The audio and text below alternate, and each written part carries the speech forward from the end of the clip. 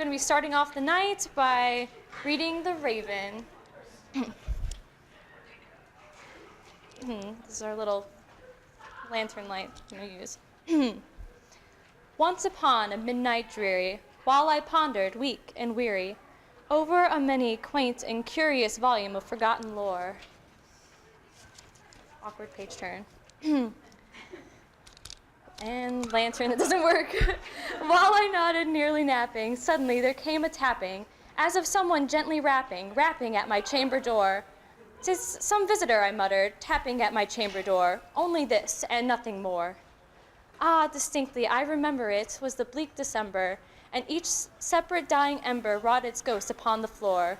Eagerly I wished the morrow, vainly I had sought to borrow from my books surcease of sorrow, sorrow of the lost Lenore, for the rare and radiant maiden in whom the angels named Lenore, nameless here for evermore. And the silken, sad, uncertain rustling of each purple curtain thrilled me, filled me with fantastic terrors never felt before, so that now, to still the beating of my heart, I stood repeating, "'Tis some visitor entreating entrance at my chamber door. Some late visitor entreating entrance at my chamber door. This is it, and nothing more." Presently my soul grew stronger, hesitating then no longer. "Sir," said I, "or madam, truly your forgiveness I implore. But the fact is I was napping, and so gently you came rapping, and so faintly you came tapping at my chamber door, that I scarce was sure I heard you. Here I opened wide the door. Darkness there, and nothing more." Deep into that darkness peering, long I stood there wondering, fearing, doubting, dreaming dreams no mortal ever dared to dream before. But the silence was unbroken, and the stillness gave no token, and the only word there spoken was the whispered word, "Lenore." This I whispered, and an echo murmured back the word "Lenore." Merely this, and nothing more. Back into the chamber turning, all my soul within me burning, soon again I heard a tapping, somewhat louder than before. "Surely," said I, "surely that is something at my window lattice. Let me see then what thereat it is, this mystery explore. Let my heart be still a moment, and this mystery explore. 'Tis the wind, and nothing more." Open here I flung the shutter, when, with many flirt and flutter, in there stepped a stately raven of the saintly days of yore. Not the least obeisance made he, not a minute stopped or stayed he, but with mien of lord or lady perched upon my chamber door, perched upon a bust of Pallas just above my chamber door, perched and sat, and nothing more. Then this ebony bird, beguiling my sad fancy into smiling, by the grave and sturdy decorum of the countenance it wore. "Though thy crest be shorn and shaven, thou," I said, "art sure no craven, ghastly grim and ancient raven, wandering from the nightly shore. Tell me what thy lordly name is on the night's Plutonian shore." Quoth the raven, "Nevermore." Much I marveled this ungainly fowl to hear discourse so plainly, though its answer little meaning, little relevance bore, for we cannot help agreeing that no living human being ever yet was blessed with seeing bird above this chamber door, bird or beast upon the sculptured bust above this chamber door, with such name as Nevermore. But the raven sitting lonely on the placid bust spoke only that one word, as if his soul in that one word he did outpour. Nothing farther than he uttered, not a feather than he fluttered, till I scarcely more than muttered, "Other friends have flown before. On the morrow he will leave me, as my hopes have flown before." Then the bird said, "Nevermore."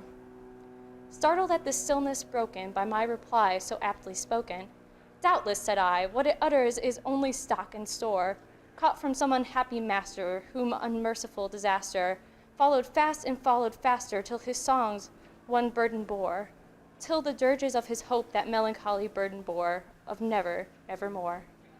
But the raven still beguiling all my fancy into smiling, straight I wheeled a cushioned seat in front of bird and bust and door.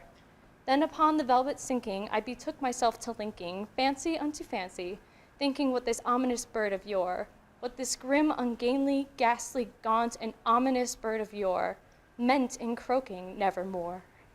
This I sat engaging, and guessing, but no syllable expressing.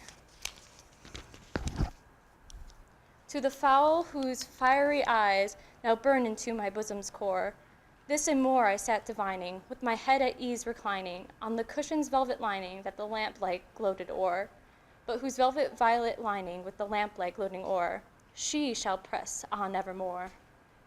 Then methought the air grew denser, perfumed from an unseen censer, swung by seraphim whose footfalls tinkled on the tufted floor.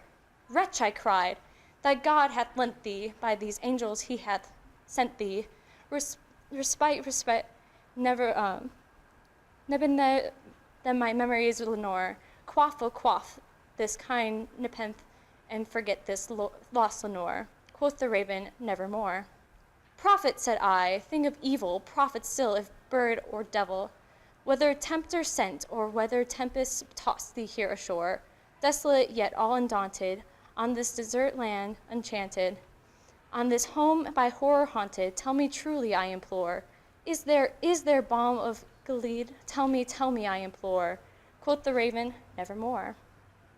Prophet, said I, thing of evil, prophet still, if bird or devil, by the heaven that bends above us, by that God we both adore, tell this soul with sorrow laden if, within the distant Aden, if shall clasp a sainted maiden whom the angels name Lenore, clasp a rare and radiant maiden whom the angels name Lenore.